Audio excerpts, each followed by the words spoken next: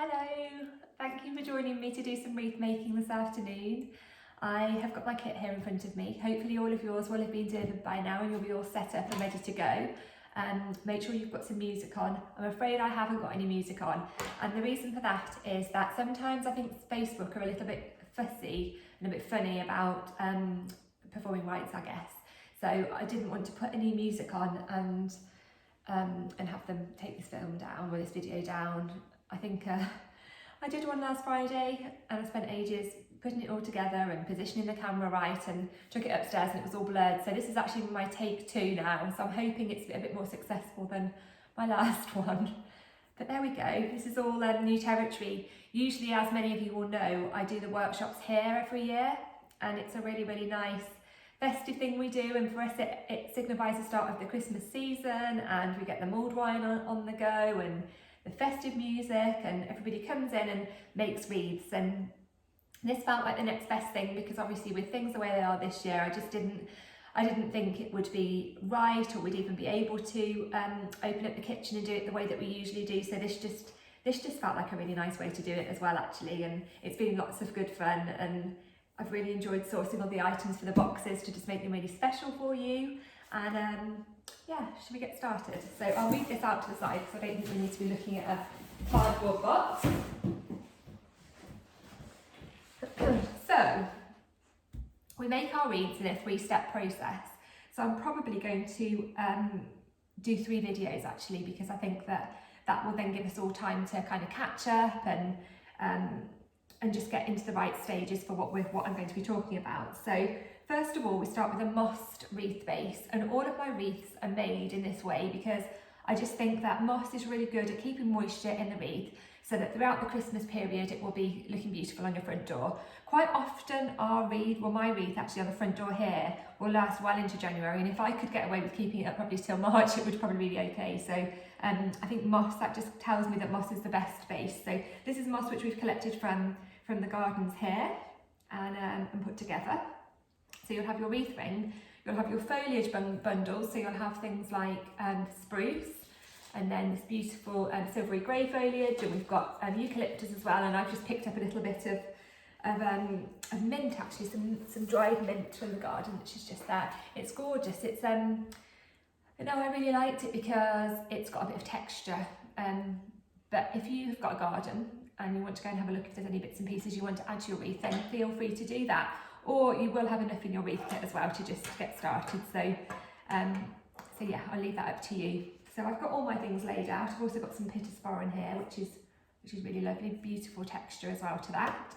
So let's get started. I think the only thing you're going to need now, is some secateurs at this stage. So I'm going to move my other bits and bobs out the way because we don't need those at the moment. So I'll move those over there. So let me start talking to you about the process and how we do our wreaths. We start with the base first of all. So on top of the moss, we'll put together some bunches, a series of bunches of foliage. So we put them together, which I'll show you how to do that in a second. You're probably looking to make between 10 and 12 of those bunches. You can either make them all individually, or some people in the workshops before have laid out all their materials and made it to make them really, really symmetrical. It's really your call. I tend to work with the shapes and what's in front of me rather than a symmetrical way, but you know, there isn't a particular way to do it, and you just do what you're comfortable with. Once we've got the base sorted and we've wired all the bunches on, we'll then move on to the accessories, and then finally the ribbons and the bows at the end. What I will talk to you first of all about before we get started is just these bunches. So I always make the bunches and tie them off. I don't put them straight onto the wired frame, and a lot of people have asked me in the past, like, oh, why don't you do it that way? And just for me, teaching and helping people to learn to do this, I find that doing the bunches is there's a lot more room for flexibility, basically. So if you put some bunches together and you're not happy with one of them, or you want to change something around, or you decide you want to add something in, I just feel that with the bunches you've got more room to manoeuvre. When you've put your wire on, you've wired everything down, you're committed then, and that's how your wreath's going to look. And you can change it around, but it means you're going to have to take the whole thing apart. Whereas this way, with the individual bunches, you can lie them all down first of all, check that you're happy with the shape of how it's all looking, and then start wiring. And it just means that you get it looking exactly how you want to, because ultimately for me, what I really want out of this is for you to be really proud of what you've made and for it to be hanging out there and for you to tell everybody, look, that's what I made myself. So there we go. That's how I like to do it anyway. Now we're going to make a start with our bunches, and you're looking at lying all your materials out in front of you, or keep getting it all so it's easy to grab hold of, and making a start with all the bunches. I've made a start with that one there actually, and in your box you'll probably find a little bunch that I've put in just to give you a bit of an idea of what I do. So put that onto the wreath ring and just see how it looks. And you can see that as you get build up and get more of these, you can position them down to have a look at and just see how they're looking actually on the wreath ring. And then once you're happy and you're pleased with the shape, you can then look at wiring it. Whereas if you do it early on and wire it all down, I just find that you're like I said earlier, you're committed then, and you can't change things around as easily. So pretty. Right, so what I'm doing, let's grab a piece of this and I'll do one with you. Oh, that's a nice shape to that one. There we go. In fact, that's reminded me, I had another type of Christmas tree that I was using the other day when I made one of these, and it was really nice. There we go, that's a nice little shape there. It's got like a little dished area, and I think that's perfect for adding in some thicker pieces of foliage. So take those leaves off at the bottom. Always tend to strip off the leaves on the bottom part of the foliage for the eucalyptus and the other foliage. I don't do it with the Christmas tree because I don't think it requires it really, but these do. Oh, that's nice. That's a really nice shape. So let's grab the string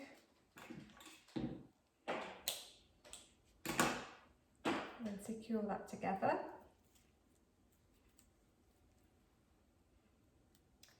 Feels very quiet in here today without my little boy at home. He goes to preschool on a Monday morning, so that's my time to try and get my work done. And it's weird when he's not here because you get used to the volume of children, don't you? Although don't worry, I do have the dog that's usually barking, and she may bark at some stage in this video, so if she does, apologies in advance for that.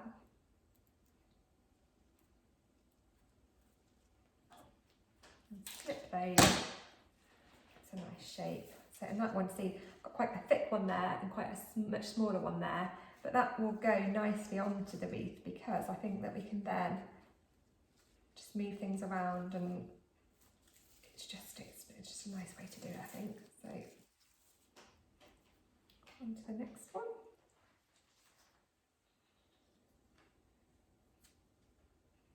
And just strip these bits back. So pretty, these little bits of foliage. They'd be perfect for a buttonhole for a wedding.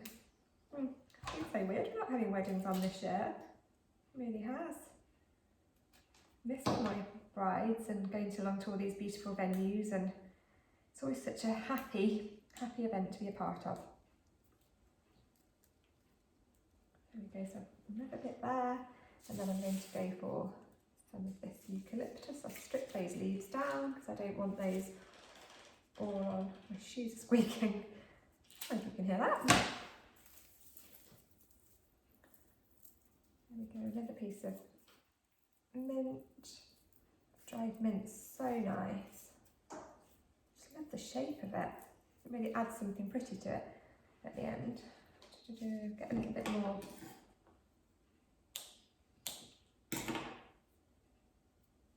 more string. Secure that bit together.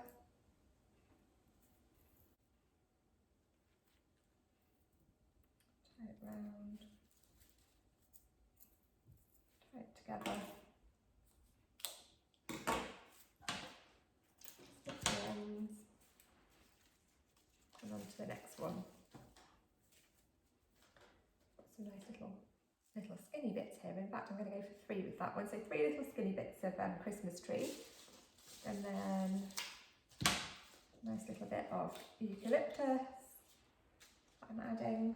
Then go for this little bit here, that's a nice shape. So this is more of a petite bundle this time. Add that, and then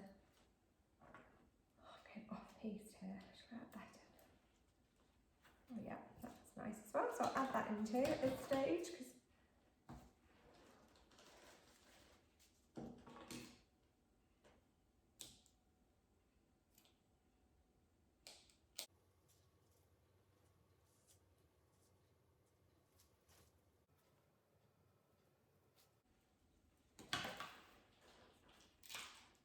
Snip those ends, snip those bits of string there. Put that on there. And the next bit.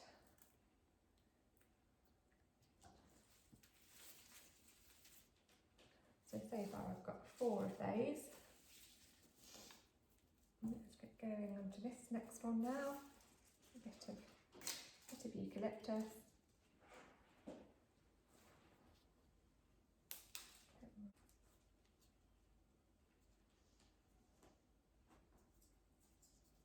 I'm going to go for 2 pieces actually, because these have got more petite leaves, so I think that it can manage having 2 bits on. That will look nice. And then finally that little bit of mint, which always adds a nice texture, so I'll cut that in and add that. Snip the ends, a bit more string, loop it round.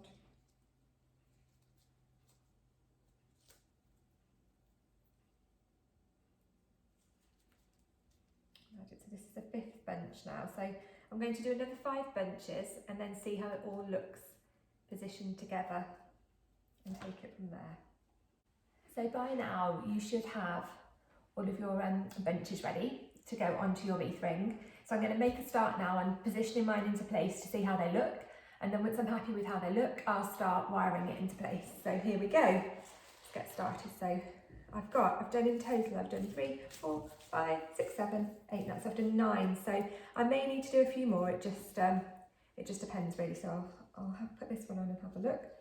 So that shape, so I'm looking at that sort of kind of a shape that goes round like that a bit. So I'm going to put that along the top, and then that smaller one will go there, and one there. And I'm just placing these to just see how they look in place.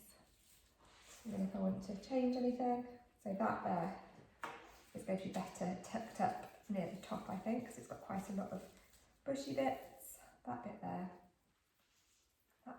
that bit I definitely want along the bottom part because it kind of sweeps round. So that's nice there. That can go there. And that one, no. Yeah. That one. And then that final one across the top. So that's looking quite full now. I'm going to start wiring it to have a look how it is when it's wired down. So I'll just move these bits off to the side. I know roughly what I'm putting in where. So I'm going to make a start. That one was right there at the top. So what I'll show you first of all is that you'll have your reel of wire like so. So you're looking to secure that onto the back of your wreath frame, or around your wreath frame I should say. So there we've got the wire there. So what I do is I wrap it around a couple of times and then I bind it onto the actual frame so that it's nice and secure. So wrap that around a couple of times, tighten that up. Keeping the wire quite tight, not too tight. You actually because it will sort of break off if you tie it too tightly, but it's pretty secure there. Wrap it around a couple of times. And then add on your second one and wrap that round. You're doing this in a continuous motion, so you're keeping all in the same direction and then keeping the wire attached as well, so you're just working your way around.